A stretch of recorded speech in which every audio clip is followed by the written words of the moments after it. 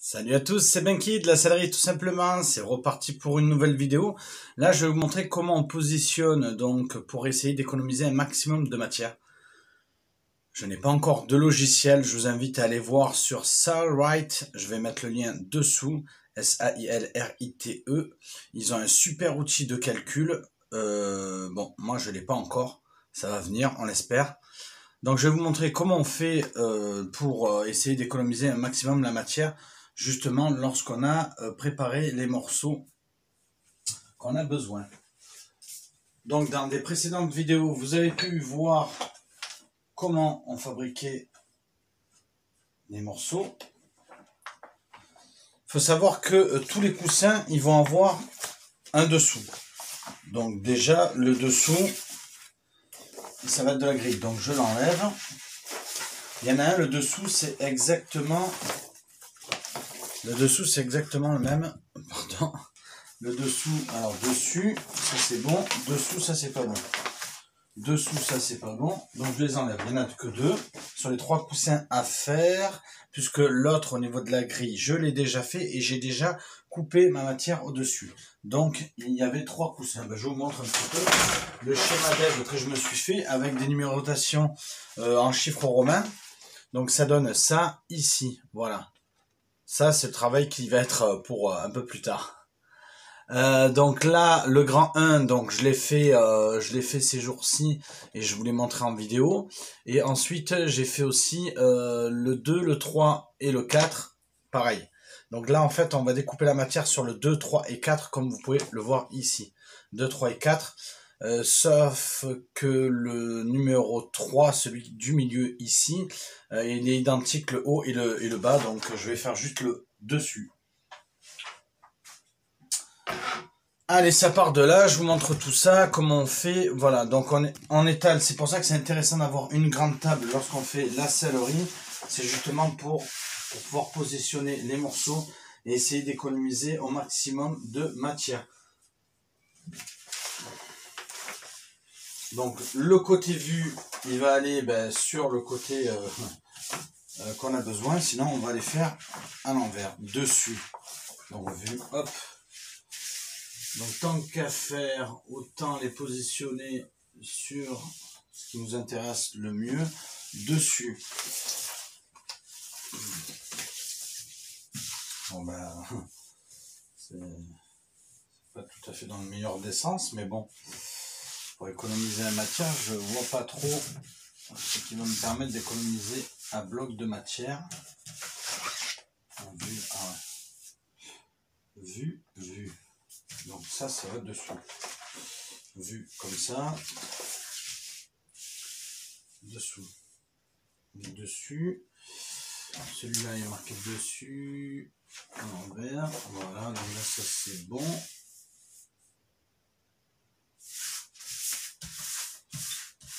Donc on essaie de chercher le meilleur compromis pour essayer de gagner de la matière. Bon bah là j'en gagne pas énormément en fait, hein, franchement. Je vais essayer de mettre les vues, donc vues c'est pas bon. Il faut que ça soit dans l'autre sens. Donc du coup c'est pas des plus intéressants pour moi hein, ce coup-ci. On va essayer de gagner les talons de couture et de travailler le moins. Alors je vais m'avancer, vous allez pouvoir le voir. Hop là, comme ça ici. Voilà, pour essayer d'économiser justement le temps pour le découper et que c'est droit. Donc quand c'est droit, hop. Là on va serrer au taquet. Donc j'ai pas de mauvaise surprise. On va mettre des points.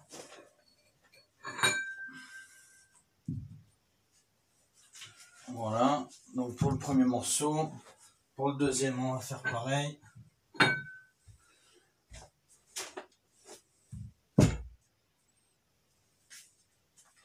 Donc là où c'est un petit peu embêtant avec cette matière, c'est que comme elle est vendue par 5 mètres, du coup elle est pliée en deux. Et le pli sur la matière, je parle du gabarit. Hein. Donc là c'est pareil, comme c'est droit, autant que ça se colle. Comme ça m'évite de faire un autre trait à côté. Et le restant, il peut servir pour un passepoil éventuellement. D'ailleurs, il faut que je vous fasse une vidéo là-dessus. Donc on essaie de serrer la matière au maximum.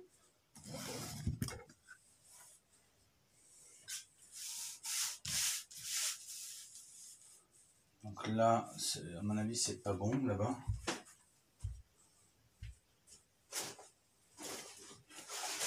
C'est juste limite. Non, c'est pas bon.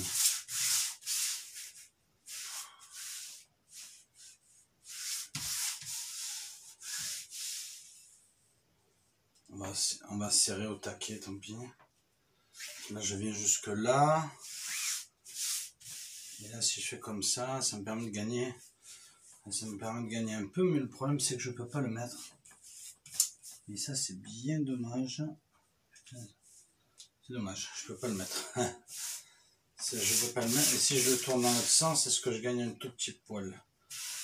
Alors là, je pourrais gagner sur les deux, d'ailleurs. Je gagne rien. En plus, ça me permet de le mettre jusque là. Et lorsqu'il est ici comme ça, bah c'est pareil. Je l'ai là, je gagne rien du tout. Étant donné qu'après j'ai de la matière à couper en biais, sur la largeur, à mon avis, je vais essayer d'économiser au maximum pour essayer de... Normalement, quand je fais comme ça, je devrais descendre au taquet. Et pourtant, non. Pourtant, on est au même endroit. Le mieux pour économiser, c'est dans ce sens. Là, j'économise pas. Ouais, c'est pareil. J'économise pas. Bon, ben, on va laisser comme ça. De toute façon, quoi qu'il en soit, j'économise rien. Un tout petit peu ici. Et voilà, celui qui est en pointe. Bon, ben, je vais essayer de serrer là de ce côté.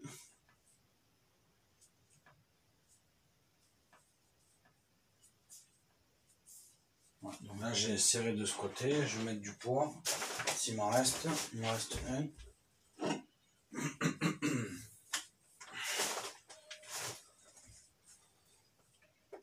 Voilà. Une fois que j'aurai fini les autres, je mettrai... Alors, le souci, il est que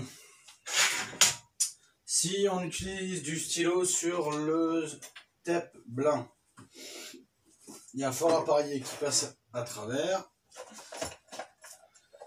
Donc on va utiliser du crayon. Pour ça, ben, on va se doter d'un crayon qui a une mine des plus pointues.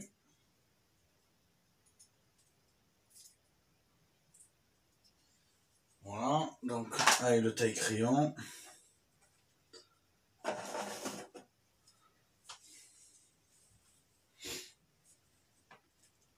Donc là on le voit, donc là c'est parti. Voilà, je le fais au crayon. Donc là je sais que c'est droit. Donc je vais pas m'embêter à suivre la bâche à gabarit puisque c'est droit. Donc je me fais mes repères et je retrace à la règle.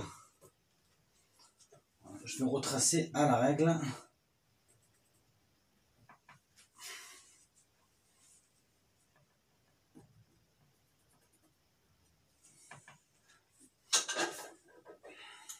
Alors bien évidemment, ces morceaux, ben, ils sont pas symétriques. Donc on est obligé de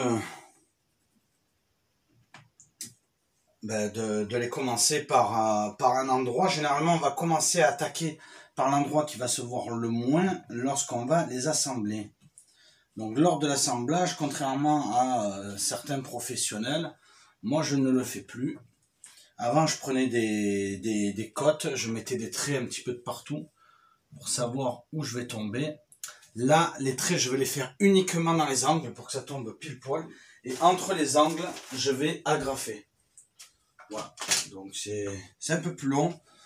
Mais l'avantage qu'il y a, surtout quand on débute, c'est de pouvoir ne pas avoir de surprise à trop tirer la matière d'un côté ou de l'autre. Là, le fait de l'agrafer, ben, ça coûte pas grand chose.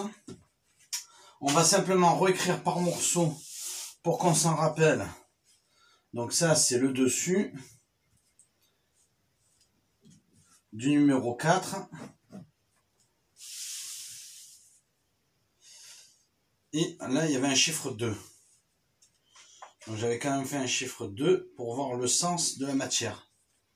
Parce qu'il y a des morceaux qui se ressemblent beaucoup, mais ils sont pas du tout symétriques. Ni d'un côté, ni de l'autre, c'est pas symétrique. Donc voilà. Voilà. Donc là, je vais reprendre après, une fois que ça c'est fait, je vais reprendre à la règle. Hop.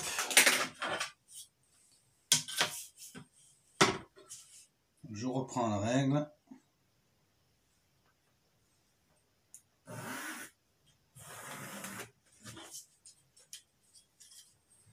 Donc de part et d'autre, on reprend la règle. Tous les morceaux qui sont nécessaires.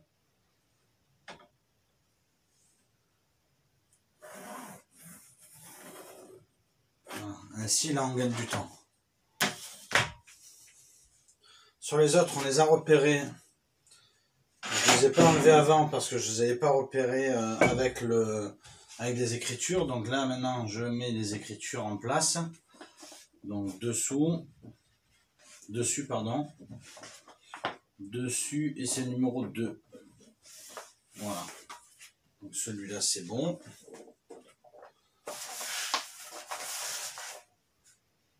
Alors lorsqu'on a un grand trait, moi je me sers souvent d'un poids en plus. Comme ça, au moins, je suis sûr qu'il ne bouge pas. Et là, je peux l'attaquer tranquille. Je sais qu'il n'a pas bougé. Voilà, c'est le cas, il n'a pas bougé.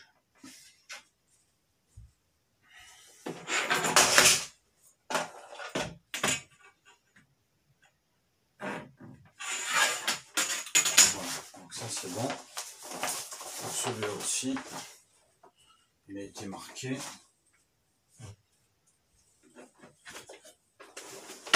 Voilà, c'est vraiment l'intérêt d'avoir une table qui est large. Donc moi, chez moi, la table, elle fait 100... Je sais plus combien elle fait la table. 180, je crois. 160. Voilà. Donc moi, j'ai fait une table de 160. J'aurais pu peut-être la faire de 10 cm de moins. C'est vrai. C'est vrai que 10 cm de moins, voire même 20. Hein, mais le problème, c'est que 20, après, on est complètement sur le tape. Et si on utilise d'autres matières, comme par exemple de la bâche, qui est vendue en 2,20 m, ben, on est obligé de la travailler sur la largeur sur la longueur de la table et non pas sur la largeur. Donc ben, c'est problématique. Surtout que généralement la bâche, le gros souci, c'est que c'est grand, c'est pas des petits morceaux, c'est pas des petites pièces comme le tape. Donc je préconise quand même d'avoir une table large de 160 sur le maximum d'une plaque. Donc c'est-à-dire, je crois, 2,20. Alors la mienne, elle est pas exacte parce que le gars qui me l'a coupé, ben, il a fait n'importe quoi. Elle était abîmée en fait. Donc il m'a enlevé, je crois, 5 cm. Il me manque pas grand chose, mais c'est sur 3 mètres. Voilà, donc là ça c'est bon.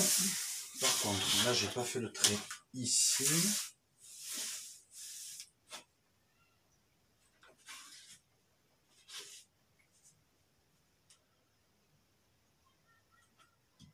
Donc là, vu la configuration des morceaux, effectivement, j'ai de la perte.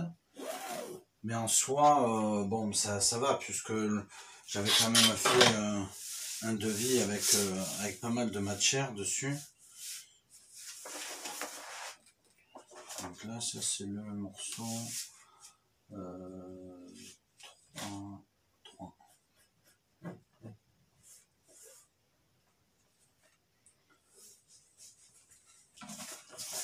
C'est le morceau 3. Alors, hop.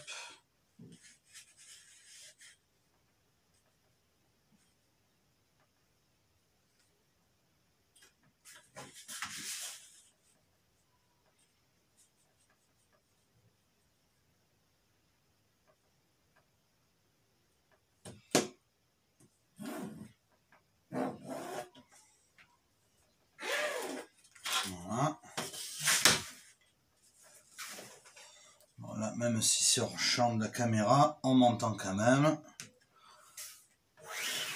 Voilà. Il me reste un dernier trait, il est bien au milieu, bien merdant.